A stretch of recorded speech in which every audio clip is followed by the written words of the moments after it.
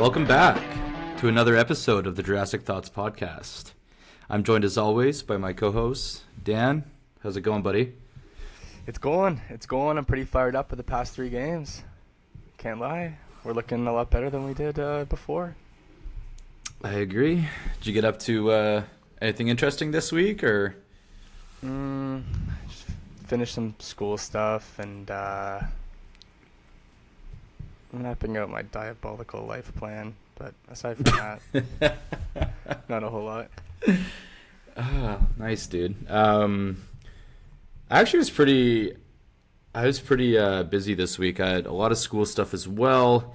I watched season 2 of Starting Five. The basketball show on Netflix. Okay.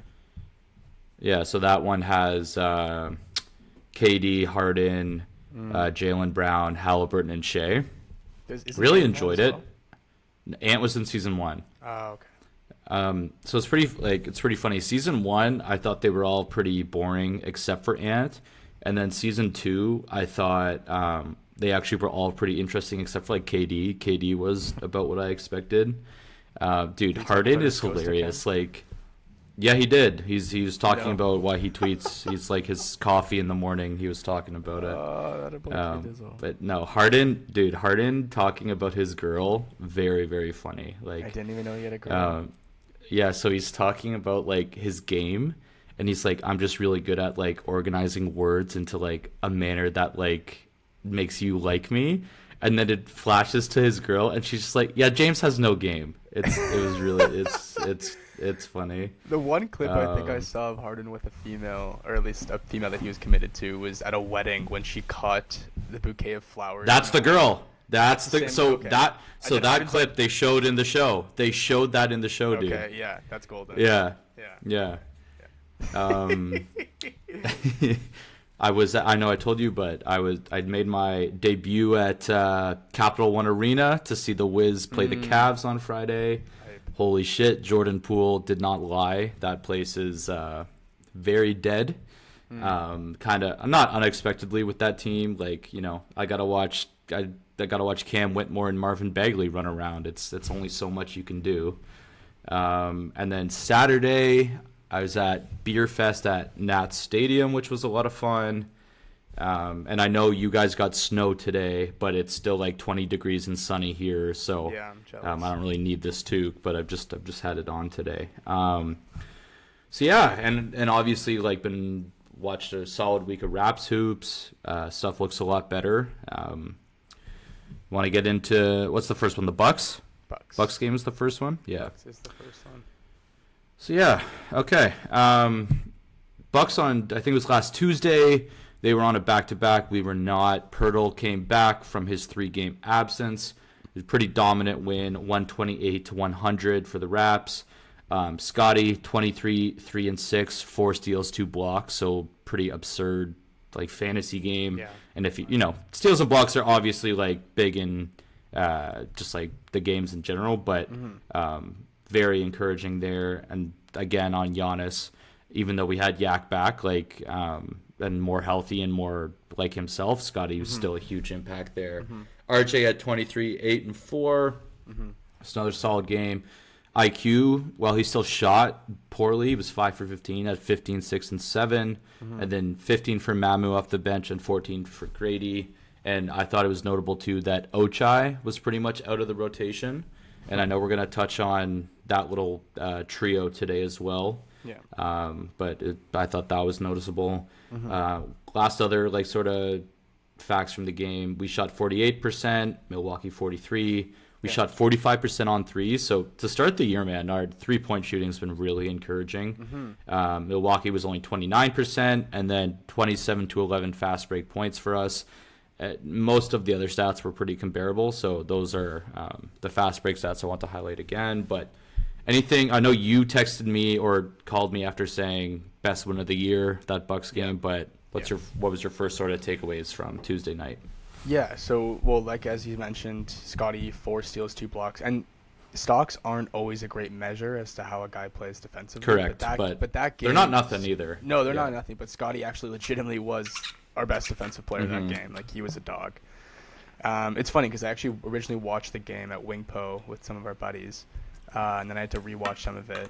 Obviously, it gets distracting a little bit watching it with some friends. So, but yeah, no, initial take, just a great defensive game. And a thing that jumped out at me was very clean with the ball. I don't think, yeah, like looking back at the stats sheet here, only one guy had 2 turnovers, and it was Ingram. Everyone else had 1 or less, which is like, that's pretty unheard of for almost every single NBA game. So that says a lot about ball protection, making good passes, good shot selection.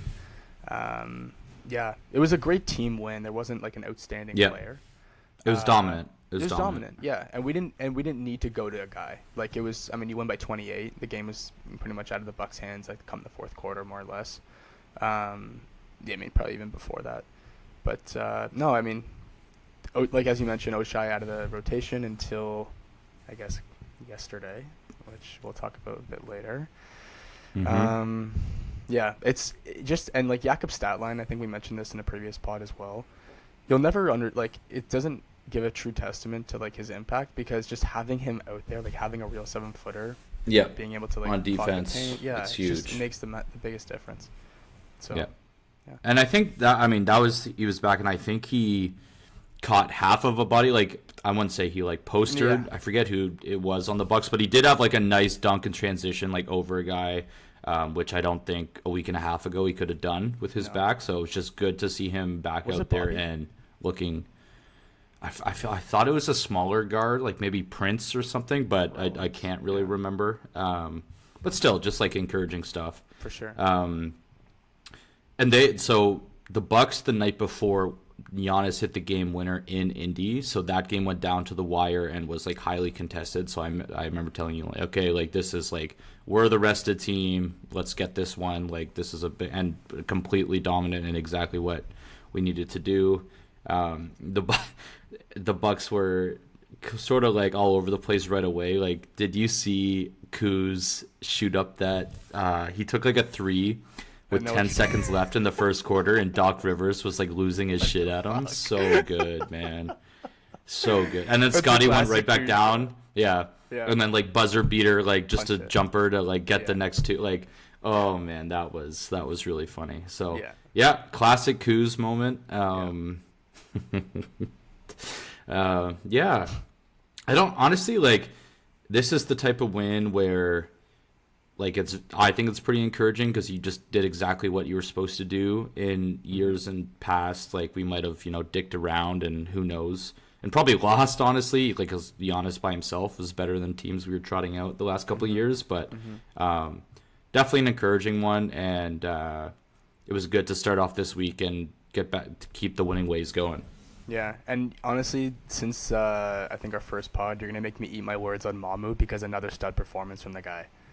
Best leading scorer off the bench. The guy was plus 28, led all players on both teams on the plus-minus front.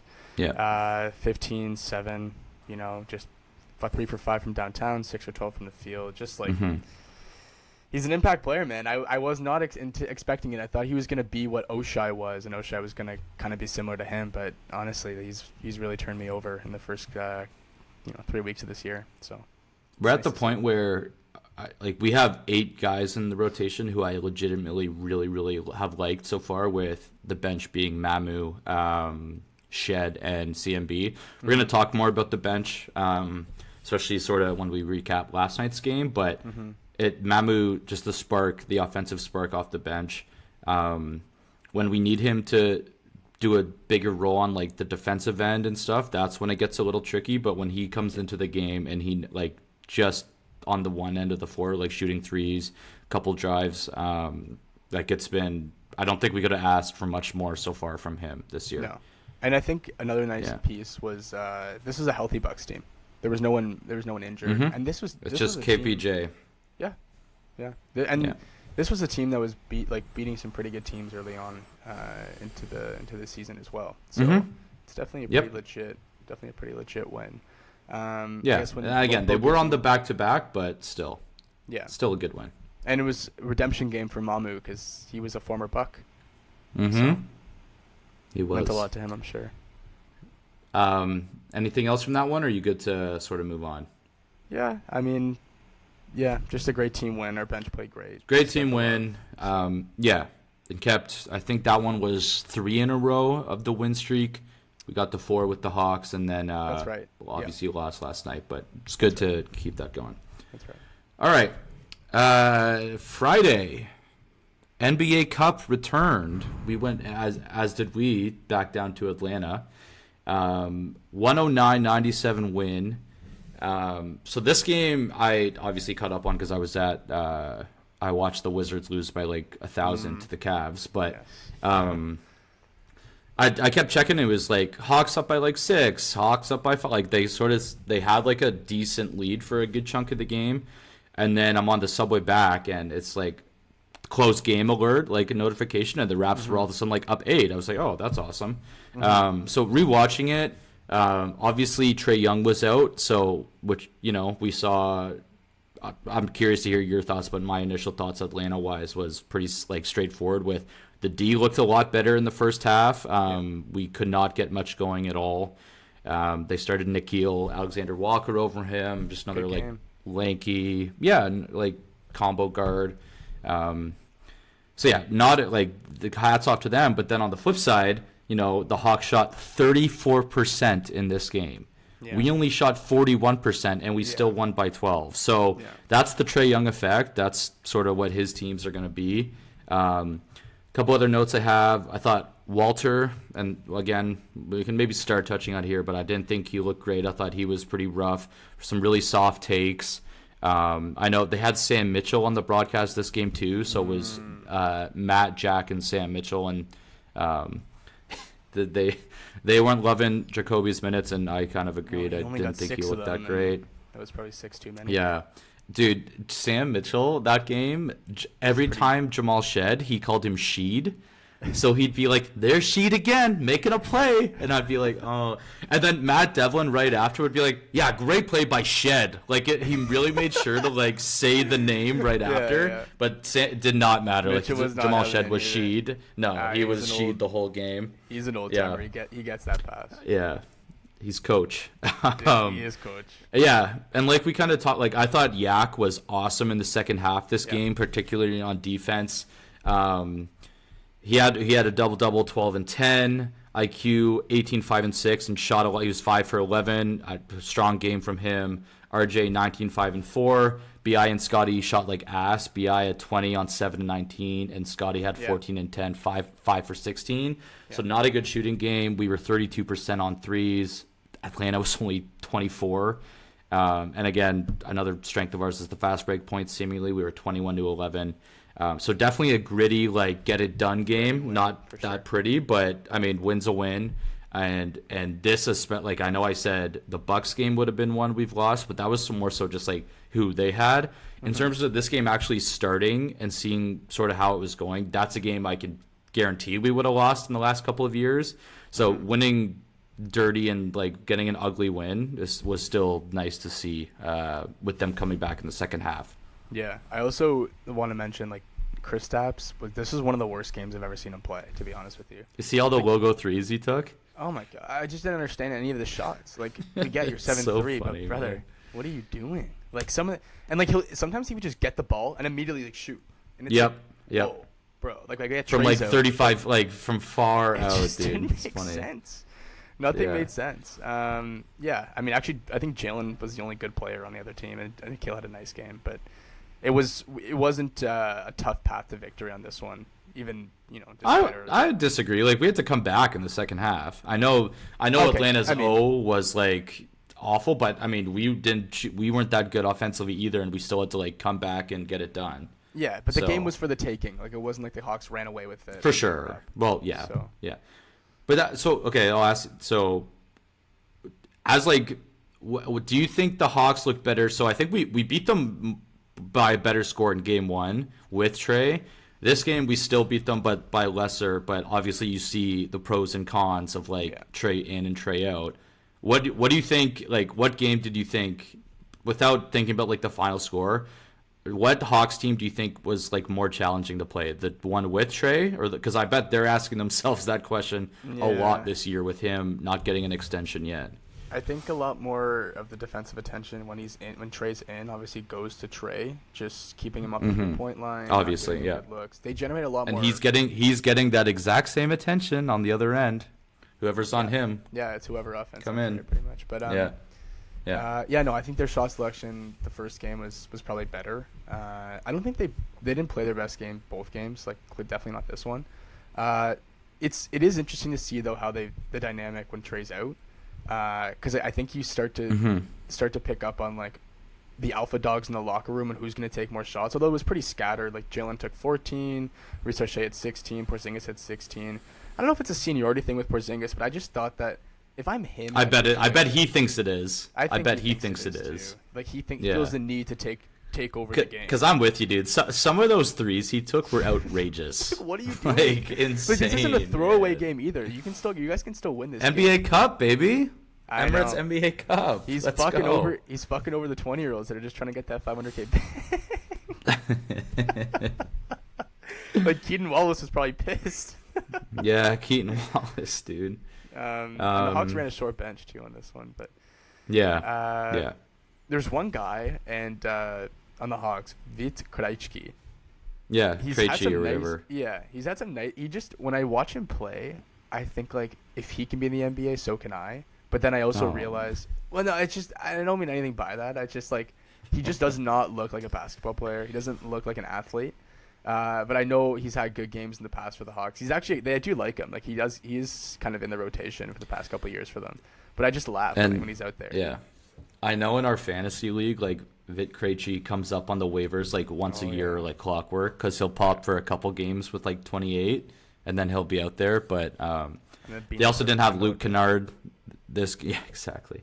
They didn't have Luke Kennard and Jack Armstrong, dude. Like every three the Hawks missed, he was like, well, that's the Luke Kennard 3. So like if that's a big thing for the refs not going in. Oh, really? Like I get that. KP was the Luke Kennard 3. Yeah, exactly.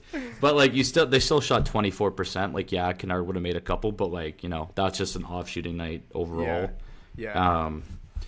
But yeah, man. Like just like go on. No, I wanted to ask you about Dyson, because struggled against us first game. Big struggle this game. 2 for 10, 7-5. 7, 8, and 8. Like doing other things besides scoring. Yeah. But is his defense as tenacious as you remember it to be last year? And is he going through a bit of a? I know he's not a second-year player, but like all things considered, with the move to the Hawks, he pretty much. Well, he just got a contract, right? I know. I swear he just got an extension. Yeah. So yeah, I mean, it doesn't look like he's putting any less effort in. Of course, I'm not. It's weird seeing such a drop off from a guy who has maintained his, athleticism. He didn't undergo any serious injuries. Like it's just strange, I guess. I don't know. I don't know, man. Like I'm a big Dyson fan. I liked him in New Orleans. I remember we played New Orleans with like our Siakam teams, and he went off against us. So like ever since that game, I've really liked him, and like that I think it's pretty clear they obviously won that DeJounte trade even with Dyson's new deal now. Like I haven't seen the huge steal numbers this year. Like I also, they're not in front of me. Like it's not bad, but last year, you'd see on Twitter, like his last like 10 games and half of them, he'd have like 5 steals. Like it was pretty impressive. Yeah. I won't really, the first game, dude, I think as a whole, Atlanta was just so out of whack. Like we just ran them out of their own building. So I won't put too much on that one.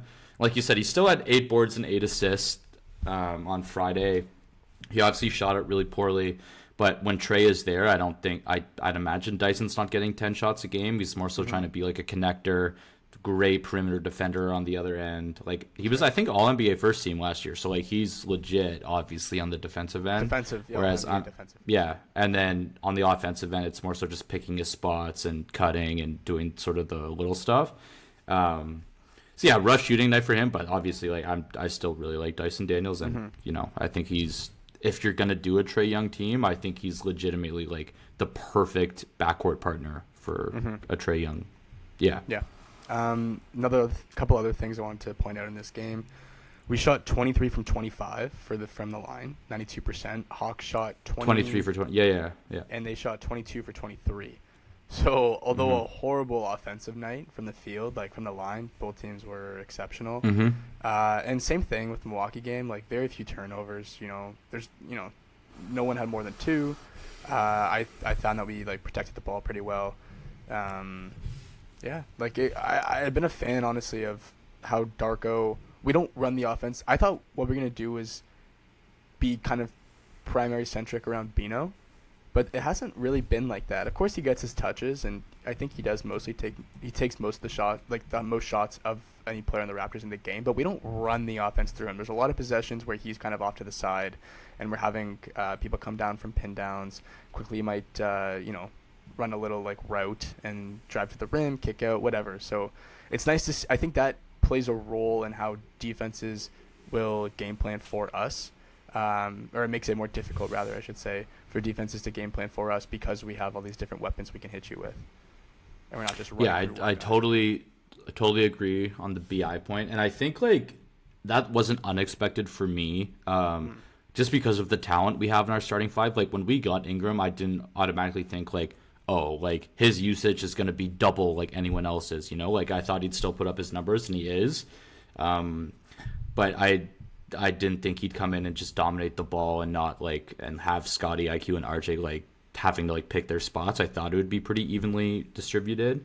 And I like your sort of with BI picking his spots. I love when we get sort of like it's like a breakneck pace. Both teams are like going back and forth really quickly. And then it's like, okay, slow it down here on the next one, and they find BI in like the half court, and it's just like getting to a shot at the elbow, and that's like, I think I'm pretty sure he's still shooting the best from mid range this season. So that's been awesome to have. Dude, how many years have we struggled in the half court offensively? Like literally since Kawhi. Like even our good teams, like after that, we still were terrible in the half court. So it's been nice having a half court buster like Ingram to come in and really help out there. I think that's a great point. I think, dude. Plentiful, yeah, I know. And it's funny. This is more happened in the Philly game, which we'll get to in moments. But like sometimes we just can't help ourselves with the transition, and like we'll have maybe like one or two guys running with the guy with the ball in transition. Oh man, this is such an issue so far. Yeah, but like, do you want to just segue to the Philly game, because I'm ready, unless you want to touch upon anything? The last thing I'd want to say is like 2-0 in the cup. That was like actually a huge position for to like go on us and the Hawks, because obviously we beat Cleveland when they rested so many of their guys, and all we have left is Indy and Washington, who have a combined 2 wins this year. So like that, like in terms of cup play, that was actually really depending how you feel about the cup, like a big win. So barring, getting like a catastrophe against Indy and Washington, we should be advancing at least from our group. And actually for the first time since this happened. Staying on the topic of the cup, what do you think, like, how much does it mean anything at all if we win? Will there be momentum throughout the year if we win? Like, will the fans? Like, okay, I shouldn't say nah, but like, yeah, it would be nice to like sort of announce that we're not like some fluke team. The Pacers made it to the finals 2 years ago. I know, right. But 2 years ago they made it to the finals, trying to say like we're a legit team. Then they made it to the semis that year. The Bucks obviously won it last year against OKC, which was like a really good win. And then the Bucks lost in 5 to Indy, right? So, like it's not nothing. It can be sort of like a stamp, like, okay, like we're for real. But also, like, I wouldn't, if we were to go all the way, I wouldn't be like, holy shit, like we're making a deep run now. Like, not at all. But it's not nothing. But I'm not like too invested in what happens. If it were up to you, would you get rid of it or would you keep it? I'm fine with it, dude. Like, it's just, I don't know. Like, even if it tricks fans including us, to be like, oh, this game's a little more important in November and October. Like, well, the courts are different. That's a reason to go. The courts are. Oh my God, I know I sent it. That Minnesota court, the Minnesota court, Dan. Wow. But that Twitter was so funny. That game, dude. That was so funny. It was funny too because I was watching the game with a couple of other buddies, and one of our buddies pointed out that one of the courts looked exactly like what his court looked like in 2K My Team. 2K, and it's like, yep. It was pretty much, these are 2K courts before like, or, you know what I mean? Like they're literally modeled off of like 2K custom designs. It seems like. But dude, the mini court that was like so neon that it was reflecting in like the guys' faces. Oh my god, it looks so hilarious, dude. It's too much. Yeah. Anyway, yeah. No, it's yeah. To like not segue too far, but like I mean, what do you think? Like I'm not against it, but at the end of the day, it doesn't mean like too much for me. Yeah. Yeah. Do you have a thought on the cup or? I think when they first introduced it, I was skeptical, and now that I kind of see that it's not like, I think it incentivizes younger teams to get hungry and try and win those games, and they are regular season games, like the cup games, except the exception of the finals. Yeah. So they do mean something, which is I think what the NBA was going for when they lined it up like that. But yeah, I mean, obviously you're not playing with the same tenacity that you are for the playoffs. Yeah, I guess I don't know. To me, it kind of means something. Like, it's nice you're in the history books, whether you like it or not. So, yeah. I know LeBron wanted his name in the history. Like, he wanted to reach all the accolades, whatever was, possible. So, I know that's why he's like, oh, he won the inaugural one, dude. He won the inaugural one. There you go. Yeah, there you go. He's going to have that beside his name and his resume. All right. Yeah. Okay. Anything else from the Atlanta game, or you good to go to Philly? I'm ready to move on. Yeah. All right. Last night in Philly.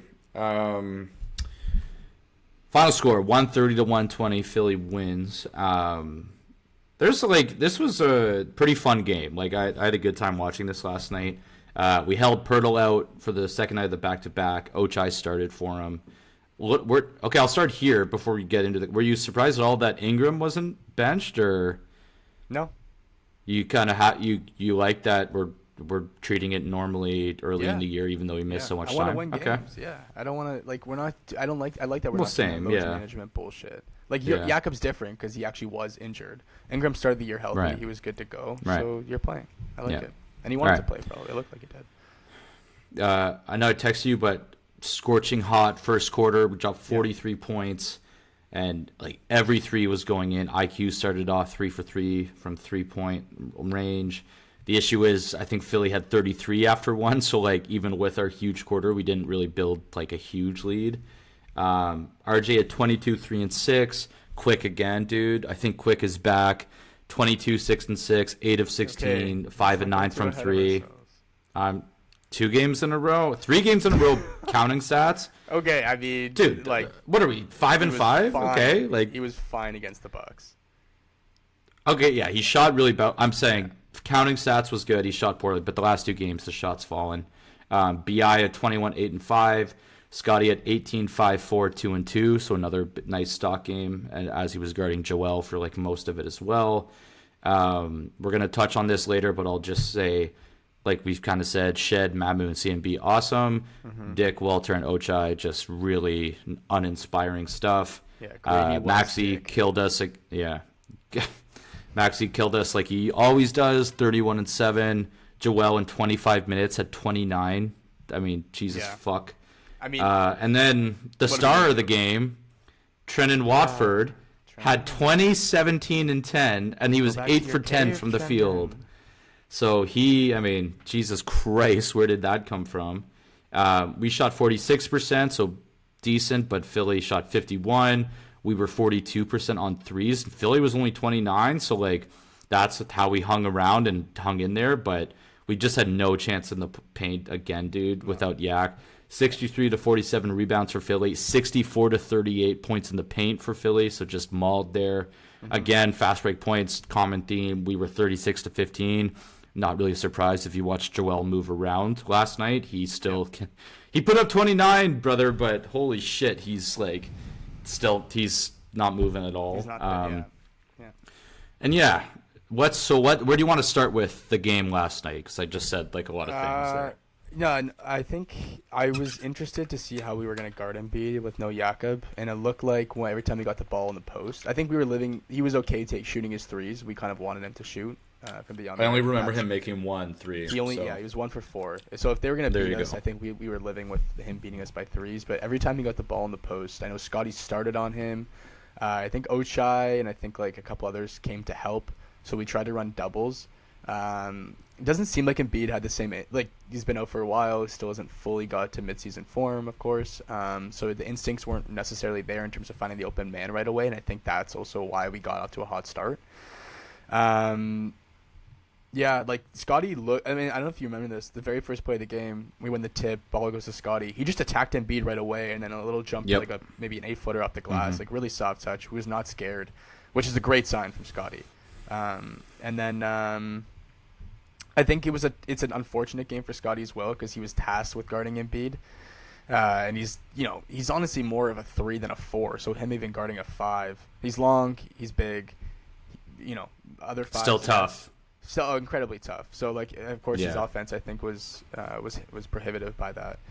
And this was okay. This is what I wanted to talk about when we were talking about the Hawks game, running in transition. And I know he hit a couple, but there was I think I know exactly what play you're gonna say because this was literally such an issue. It was crazy, but I think there was literally like 2 or 3 times in the game we don't even have a guy in their paint, and we have I think quickly had the ball, and I think it was RJ going along the left wing. Quickly pulls a 35-footer. He hit it, and then there's a couple times he didn't. But, like, why are we taking that shot? We're so itchy to shoot and to do something in transition that I was like, what the hell's going on? Oh, that's where you're going. Okay. That's not at all actually what I thought you were going to say. The one that when I first, like, the very first one he made, but then it happened a couple other times, and not understanding what's going on there, like especially because we're not. Is that a quickly thing though, or is that just like how the game has gone, where people just take pull up threes in transition like every game, like every team does that? But I feel like you do that when you have. I know like my limited basketball experience, like playing. I know that in transition, if the guy is a real shooter, you always want to at least have one, usually a bigger guy in the paint on a fast break when you do something like that, because at least you have a chance of getting the rebound. But there'll be times where he's just pulling 35-footers, like literally still moving from running with the ball. Like I just stuff like that. I think these are just poor shots. These guys are NBA players. They can make a lot of very difficult shots. But you're telling me we couldn't get a better shot, especially when there was like 4 guys in the Philly already down the court. Also, side note, the Philly jerseys are fucking sexy. Those are beautiful. The jerseys. Black ones, yeah. Oh my god. Yeah, and the court, they did. Yeah, they did a nice job. What were you gonna say? Wow. No. My issue. So, I mean, to start off on your thing, like I get the overall theme of what you're saying, but my thing is like, it's just sort of how the game goes. Like I know I've seen that happen with like every team. If you're arguing that like you just support more of like just get the 2 points instead, like what am I gonna say, right? Just like, get a better shot. Just get a better look. But it's just like open most times. I feel like I'm not gonna like quickly had an awesome game, so like I'm if he's feeling it, which he was, because he had his first 3, like go for it, you get that. But no, my issue in transition, and this has been a fucking issue like all season. We are fucking terrible when it's like a 3-on-1 fast break. It is horrendous. Grady fucking Dick had a 3-on-1. This is the play I thought you were going to say. Had a 3-on-1 break last night, and instead of passing, tries to take on Joel in the paint, like brick right away and no point. Like this has happened multiple times throughout this, like a good amount of times where it's been noticeable, and like Raps Twitter's been talking about it, and even like leading to like foul, like free throws. It's not horrible, but get a fucking layup sometimes as well. Like this is, now that I've said this, dude, like keen in on this because it has been that noticeable through the 10 games. But oh my god, like I texted you like Grady's ass. It was that same stretch where he attacked Joel. He bricked like 3 threes and did that. So like his offensive contribution was just really, really bad. Mm-hmm. So that's something we really need to clean up. And then do you want to get into let's get into the bench thing now that we keep hinting about? Sure. But on your point about sure. We almost need Coach Carter to come in and teach us the weave again. Where's Samuel Jackson when you need him? Yeah. Delilah. Okay. No Channing. That's not you. So like we kind of said, like Mamu we're very happy with. CMB I thought was awesome this game, like defensively, dude. moving his feet really well. He was on Edgecombe and Maxey a couple times and held his own. Man, I'm really high on CMB. If that 3-point shot of his can fall at a consistent rate, the stretch 4, I've been clamoring for it. He might already be here. Do you do you think he should have gotten more Ochai minutes and like helped with Embiid more? Because everything Ochai was doing was what CMB was doing, but Ochai got 16 minutes, CMB got 22. Like he's not going to make a tremendous impact on Embiid, but I wonder if like you throw the rook at him, you see what happens, just to kind of see what. Dude, I without Pirtle, I don't think we have any guy who's going to do well against Joel. Yeah. No, but it's just like Joel is what 7'3", 7'2", 7'3". No, he's not. Like, and big. I think he's pretty big, and if not that tall, he's got a lot of weight on him. So, well, yeah, I'm high on CMB, like, and he has been thrown into the deep end this year. Like, I definitely wasn't like, 7 feet, okay. Yeah. I definitely wasn't like, what's Darko doing? Like, you got to put CMB on him. Like, I never had that thought. But I just like, again, like, really encouraging CMB stuff. And then, dude, Shed has been awesome. Just as we segue through our bench, like, I have loved the Shed minutes so far this year, and sort of why we sort of debated Davion last spot. It's just like Shed is making like $2 million, and I've been really happy. It's just like he's hit some threes this year. He's just a good playmate, and he's just scrappy as fuck defensively. And with our guard group, I know Jacoby, we have that hope for him that like, and we'll get to him in a second, but Shed is actually like up in your grill. Like he's hounding your ass like from 94 feet. And for a backup point guard making $2 million, like been very, very happy. So again, like 8 guys really like I've been really happy with, which is honestly like, that's really solid. Playoffs, you only really play 8 guys anyway. You mean Sheed? But I think, Sheed. You sound like the Wire guy. I forget his name. Sheed. But yeah. Let's have the Grady Jacoby Ochai conversation, because I know we started off the Bucks game with Grady having 14 off the bench, but you know, Grady and Jacoby are 2 of our, without CMB, I think they're our most recent first rounders. And then Ochai was obviously a trade, and I think he was the first round. He was drafted the year before Grady. So yeah. I know, but I'm more so at the year. Okay. But it's definitely been disappointing with this trio. Like, none of them have stepped up when there is a role there. Like, Ochai got the start. He didn't play Atlanta game, and he barely played Bucks. And then they tried to spin the Atlanta sit as like, oh no, like we're gonna have him fresh for Philly. I mean, did you notice him at all? Like, he didn't do anything for me. He hasn't hit a 3 like this whole season. To start the second half, dude, Maxey flamed him like 2 or 3 times to start, and like Darko subbed him out for Jacoby after like a minute and a half. Yeah. So that was disappointing. And then Jacoby comes in, and you know, smaller and hopefully a little more quicker than Ochai, and still not really an impact. I mean, Maxey's a tough fucking guard. I'm not saying a second-year guy should be able to... Yeah, I'm not saying that, but just the fact that they've each not really been able to take advantage of the potential minutes, it's disappointing for us, and I bet Darko is, and the coaching staff's a little like... It's like, I'm surprised none of you 3 have really... I'm not surprised, but like... disappointed that none of the 3 have really stepped up into a role. Well, and this is a conversation we had off cam, but coming into the year, we think we're like 8, 9, maybe 10 deep.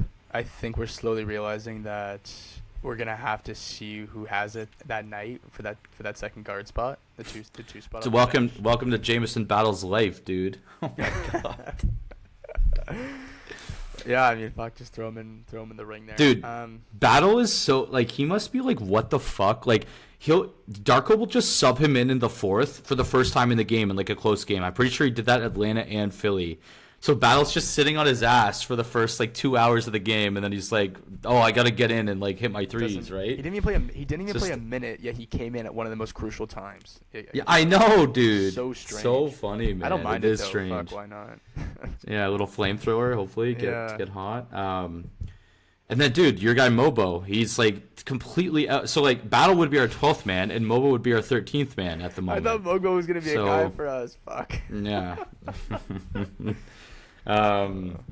So yeah, like I do, dude. I still think we're a deep team, and do I think Grady, Jacoby, and Ochai are gonna play like this the whole year? I mean, I hope not. I hope they do some stuff. I know Ochai's up for a contract extension, so if he wants it, he's got to get a lot better. But yeah, just that trio's been really disappointing. And like I think, like, you know, in a closer games, like their minutes are going to come down significantly, I think, when Darko goes to like the 8 he likes. Yeah.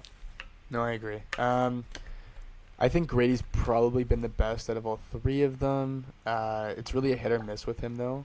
I think at least when you have Ochai and Jacoby in there, you get a little bit more surety on D. But Grady obviously has the most offensive impact. Exactly. I think the one I'm most like startled by is Jacoby, because last year he had moments where he looked really promising, albeit. No, his Orlando game winner that we hated. Not just the Orlando game winner, but like, you know, like he looked pretty good. Like some games, I think he had a better rookie year than Grady did, to be honest. And Grady's second year, again, flashes, really good offensive flashes, but yeah, it's like the Jacoby game. What was it against the one we talked about against the Hawks? Unplayable. Like, the guy played 6 minutes and he was far by the worst player to sub in the game. Yep. I don't know. And good for Darko for having short leashes with those three, because they've really not earned the benefit of the doubt 10 games into the year. Like, it's like, if you have it this night, you'll play more, but if you don't, like, we have two other guys who we have in like the same spot as you. So yeah. And just thinking way far into the future for hypothetical reasons, whatever. If we do make a move on another 7-footer, I think one of those three, most likely not. Yeah, I was thinking that as well. Is going to probably be in the deal. And I was curious to get your take. Like, who are you more okay with parting with? Is it Grady or Jacoby? That's a good question. Probably Grady, honestly. Really? Yeah, like, I mean, he's closer to significant money, and I think Jacoby, the idealized version, defensively, he can hold up a bit more.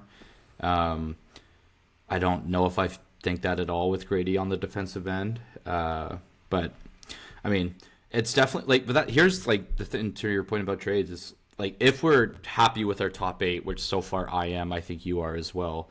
Then we're really just looking at like the margins, unless we're gonna do like the big move with like our starting 5 and shaking that up there. Like our offense, I've been very, very impressed with to start the year, dude.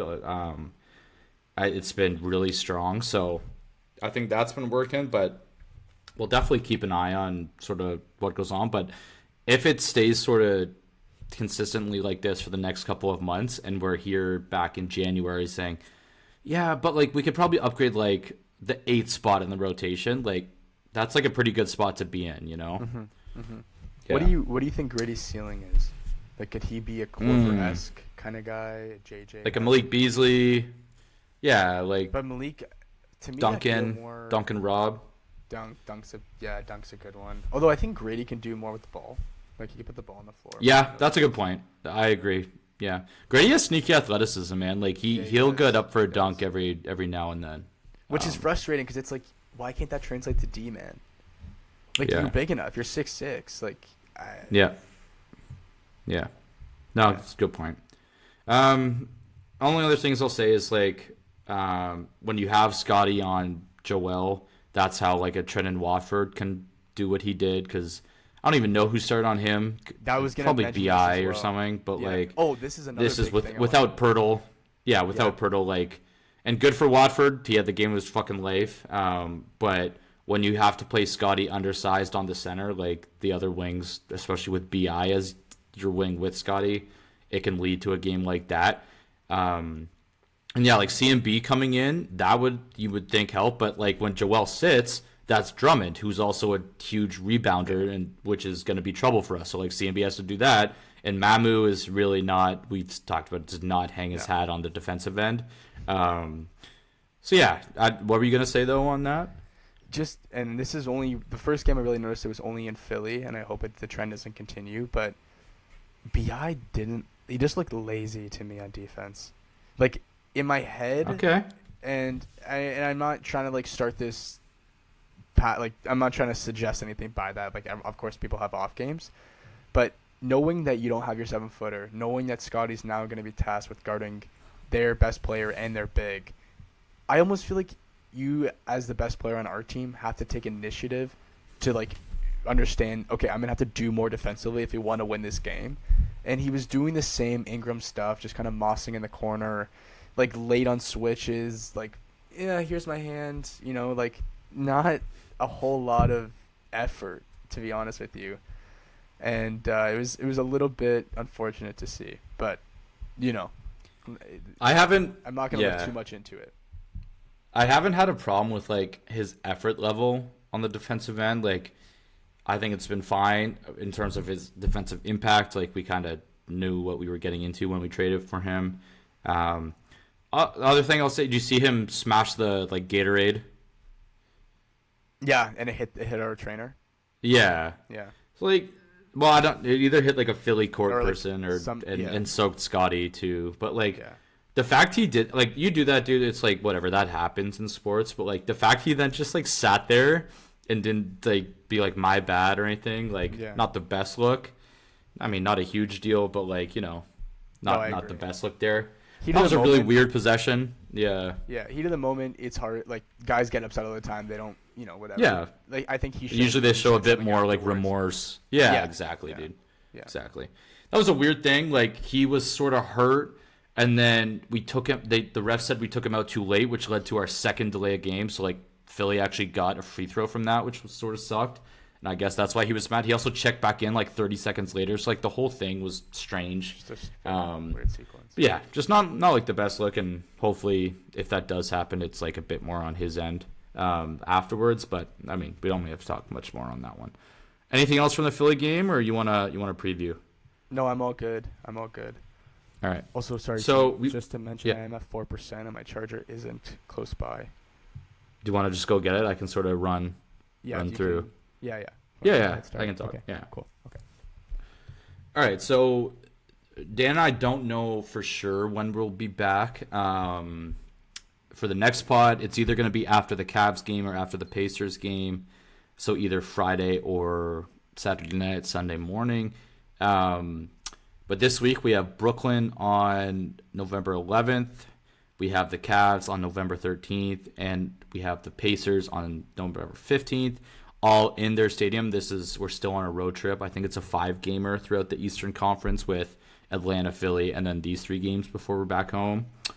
For Brooklyn, Cam Thomas and Haywood Highsmith is out, and like I said in the preseason, I mean, 3-1 isn't terrible, but against this fucking Nets team, like, losing one game would really suck.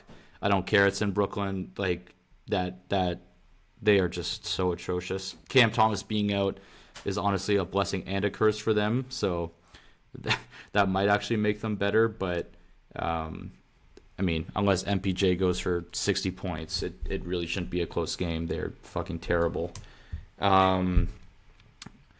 Then we have the Cavs on the 13th, back in Cleveland. I don't feel great about this one. They're healthy again. I just saw them in Washington, like I was talking about. Oh, you're back. Sorry. Okay, so no, you're good, man. Just kind of said Brooklyn, no Cam Tom and no Highsmith. And then I kind of just said, I know I said in preseason like 3-1 isn't terrible, but losing one game to this Nets team would be pretty bad.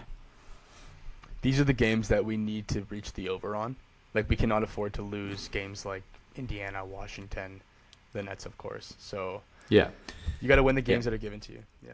And I said Cam Tom out. It's kind of a blessing and a curse for Brooklyn. So we'll see how their ball's moving around. Honestly, like, I don't even know if we need to go into matchups for Brooklyn, right? Like, it's like, okay, Pirtle's gonna be on Claxton, Scotty probably on MPJ maybe. Like, I don't even know who the fuck's starting for Brooklyn, right? Like, they have 5 fucking rookies and only like Yegor Dioman's playing. I think he's still starting. Is he? Who would be starting over him? No, I thought Danny Wolf. Definitely not Danny, but I'm pretty sure they put him. Shout out Danny Wolf, man. Yeah, shout out Danny. Yeah. Terrence Mann is probably gonna get in the mix somewhere. Oh God, Terrence Mann. Yeah. So yeah, and then Cavs is the next one in Cleveland. I just started touching on when you came back. Strus is out still. Everyone else is back, so I think this one might be an L. I find it. I mean, if we won both our games in Cleveland this year, that'd be pretty crazy. So I don't like that one's sort of gravy to me this week if we can get that one. And then do you want to touch? I guess we can touch on matchups a bit more because they're more healthy. Sure. So it'll be Quick on Darius, RJ on Donovan, Scotty on Mobe, I would do, right? I think that's what happened last time. BI on Hunter, and then Yak on Jarrett. Yeah. So for both teams, this should be like full strength. I know they still don't have Strus, but like this is like both teams fully healthy and in Cleveland. And with us already beating them once, I think they'll be motivated, and that one I think will be tough. And then Saturday, we might be back before this, but if not, Saturday's in Indiana. Obviously, Tyrese Halliburton's out. Obi Toppin's going to be out. And then guys who might be out, it's like questionable, are Mathurin, McConnell, and Naismith. Indy, you knew I was high on them to start the year. Not high on them, but I thought they'd still be decent, but injuries have just completely fucked them right away. Mm-hmm. So I think it's going to be pretty easy for them to pivot to tanking. Mm-hmm. So yeah, like I have respect for them. Do I think we should beat them? Yes. They have one win. I don't really care. It's in Indiana. If we're healthy and we're good, like that should be a win for me as well. Mm-hmm. Do you have anything on the Indy matchup or? Not so much the matchup, but I'm curious to get your take on this because we got a little bit more time than usual. So similar to the Celtics situation, obviously best player out right now in a very, very loaded draft class. Do they unload some guys to worsen themselves? And then I think we talked about this. Get more assets. Yeah. Like, are they in a position to do that? Like, I don't know. And this kind of provoked me just because we're in the market for a center, and I just think that someone like Miles Turner with a unique skill set of being able to stretch the floor and also block shots. Like, you want Jay Huff?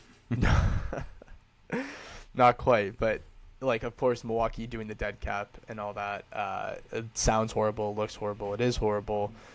But if they do turn around and trade Giannis, they're gonna do I'm assuming they're gonna do a full rinse of like a fire sale of the team.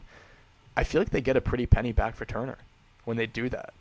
So you almost got to measure, like, do you think that went into the decision making when they did offer that contract? And I guess, like, I don't know. How much did Indiana really lose with Miles? If they have him this year, I think they actually are. I also don't get. Yeah, I know they booed him, but like, I don't get like the ongoing beef between Miles and the Pacers. Like, he was talking about the Bucks court, and he's like, it's a lot better than yellow, and like just taking like these shots. Halliburton, yeah, like Halliburton's taking like a little. Am I hurt by that? I just don't get it, man. I don't get it. Like, I get he went to the rival, which, like, okay, booing, I understand, but like, I don't get the animosity between him and the team. Like, just sort of weird. Yeah, no, I don't. Yeah. What were you asking? Like, I guess what did like the Pacers? Multifaceted question. Like, with the Pacers losing Miles, how much, like, should they unload of an impact? Guys? How much of an impact, and should they unload some of their guys? And then the second part of that question is, how much did the Bucks gain? Although, yes, like, in doing so, they obviously had to activate the dead cap. Yeah. If they do the full resell of Giannis, and then everyone else that has like remote value, which is pretty much only two players in that team, I think they do get it back a pretty penny though for Miles, which I feel like went into the consideration when they were prepared to do the dead cap situation with him. Yeah, like obviously it's a good ad for Milwaukee. I would never just have $22 million of dead cap for the next 5 years. That just seems insane to me. Even if I have Giannis or not, like that's just fucking crazy. I definitely think Indy misses him, dude. They have one win. Like, I get they're fucking injured, but I mean, he was like a pretty good anchor. Siakam, when he got there, said like I've wanted to play with a center like Miles for like my whole career. I think the fit with him and Giannis is really good. Like Miles is like I love a stretch five center who can protect the rim as well. Like I love a Jaren Jackson. I love a Miles Turner, Brook Lopez in his prime. Like I liked him as well. Like I like those player types, and I mean they clearly have animosity, but I bet Indy they clearly miss him this year. As to your point of like, will they offload guys? I think when we were talking about this off camera, I'm like for like the rentals obviously for sure. Like McConnell, I feel like is always just a rental. Like I don't know his contract off by head, but like he's someone who could move. Yeah, but like they're obviously going nowhere this year, and if he wants another chance at a ring, there you go. If guys under longer term deals, like do I want to mess with anything with Tyrese back next year with a team that took OKC to Game 7? I wouldn't. Like Naismith, Nembhard, Siakam, Mathurin maybe because like he wasn't a huge impactful player for them in the finals or the playoffs. Yeah. So like that's like a decision they have to make. I mean, even without selling off anyone, they've been horrendous so far with all their injuries, so they might not even have to do a big sale to still get a good pick. But how many more teams are worse, or at least foreseeably worse than them? Like the Nets are going to be like disgustingly bad for this year. Yeah, Utah is obviously going to be out there with Kessler. Wizards, Nets, Utah. Like there's not a whole lot. Kings, like I don't like. I don't think the Kings are like, going to win those games that like it's just battle of the shitters, and they have the more talent. Yeah, like Pels and Mavs even like they are talented. They just suck. Yeah, I don't think they're trying to tank. Yeah. If Indy wants to pivot, I think it'd be pretty easy to get low. But I agree. Yeah. I actually don't mind. And I think they will.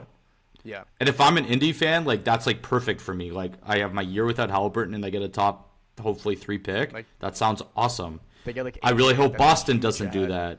Yeah. Because wouldn't it just be so Boston if they do that and they get like I'd hate that so much. And I know it's gonna happen. I was thinking exactly, dude. I think the only way they really can like be certain that they're gonna get a great top 3 pick is if they move D White. And I just don't think it's going to happen anyway. They're just too good with him. Or they just do fake injuries like we did with Ingram, and they do it that way. But yeah, we'll see. That's true. Anyway, I guess Brown's like hairline rub off and everyone again. What's going on with that? Can we talk about that? I don't even know. I mean, what's there to talk about? Well, why does he keep doing it? Like it's becoming like a thing. Well, I feel like now that it's a thing, he might stop doing it, but we'll see. Well, after the first time it was a thing, and then it's happened like 2 more times since. Whatever. Matchup. So who are they starting? Let's say Mathurin and Naismith are healthy. So Nembhard, Mathurin, Naismith, Siakam, and it's Isaiah Jackson, I think. Yeah. So Pirtle on Isaiah, Scotty on Siakam, Ingram on Naismith, Quick on Nembhard, and RJ on Mathurin? Well, it's pretty good. I'm happy with that. I don't know if they're going to bring Mathurin starting right off the game. I thought he was starting this year, no? He was, but he's coming back from injury tonight. And then Shepard was starting in his absence. Shepard, right. Either way. Yeah. I have him in fantasy, and Ben Shepard's the classic, gets 34 minutes and puts up like 7 points with nothing else. So, not a big fan of his, but yeah. Do you have anything else, dude, or... You get to get out of here. Yeah, no, that's everything. All right. Shout out Shane Bieber.